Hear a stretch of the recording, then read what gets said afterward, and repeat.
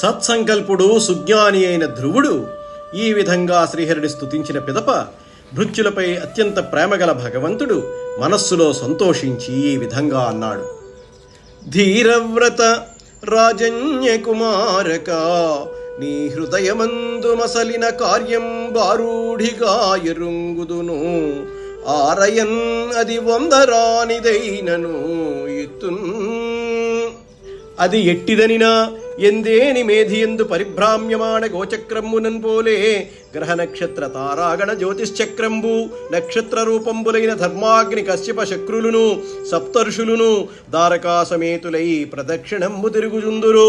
అట్టి దురాపంబును అనన్యాధిష్ఠితంబును లోకత్రయ ప్రళయకాలంబునందు నశ్వరంబుగాక ప్రకాశమానంబును అయినా ధ్రువక్షతి అను పదంబు ముందట 66,000 ఏండ్లు శనం ప్రాపింతువు.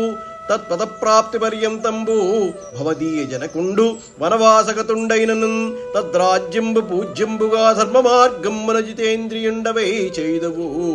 భవదనుజుండగు ఉత్తముండు మృగయార్థంబు వనమ్మున గుంజని మృతుండగున్ తదన్వేషణార్థంబు తదాహిత చిత్తయై తన్మాతయు వనమ్మున గుంజని ఎందు దావదహన నిమగ్నయగు వెండియు.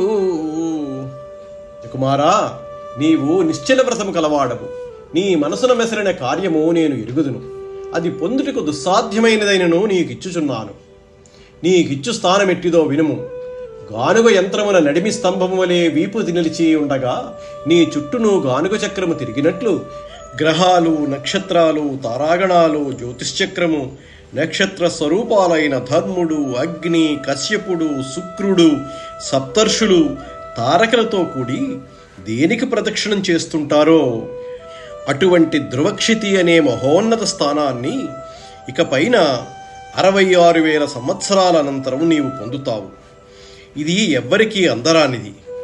ఇదివరకు ఎవ్వరూ దానిని పొందలేదు. 3 లోకాలు నశించేటప్పుడు కూడా అది నశింపక ప్రకాశిస్తూ ఉంటుంది. అటువంటి స్థానాన్ని నీవు అలంకరిస్తావు. అంతవరకు నీ తండ్రి రాజ్యాన్ని నీవు సర్వజనరంజకంగా ధర్మ మార్గాన్న పరిపాలిస్తావు. ఇంద్రియాలను జయిస్తావు. నీ తండ్రి అడవికి పోయి వానప్రస్థాశ్రమం స్వీకరిస్తాడు. నీ తమ్ముడైన ఉత్తముడు వేటకి అడవికి వెళ్ళి మరణిస్తాడు. అతనిని వెతుకుతూ అతని అందే మనస్సు చేర్చిన అతని తల్లి అరణ్యంలో ప్రవేశిస్తుంది.